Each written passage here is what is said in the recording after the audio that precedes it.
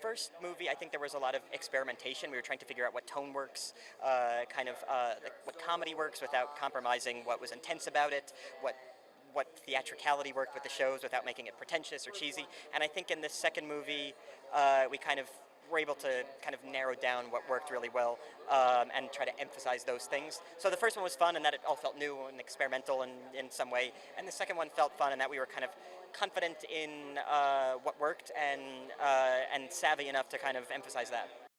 Daniel Radcliffe is really great in this movie, and even more so, I think you will be pleasantly surprised to see him in such a kind of gleefully villainous character, especially if you know him, obviously, through, throughout his life, as a sweet protagonist. Yeah, John Chu directed this movie. Louis Leterrier did an amazing job with the first one. And I think what John did with this movie is kind of try to push the envelope with how the movie was shot.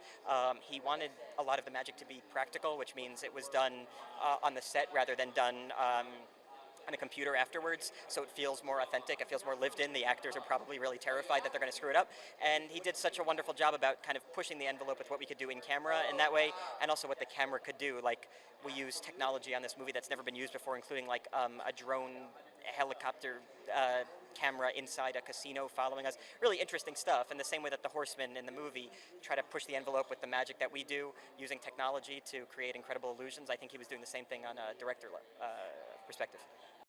The most interesting thing for me about this sequel, which I think is also the experience that the audience will have, is that you're kind of on the side of the horsemen. In the first movie, we kind of drop in and do these, enigmatic, incredible shows.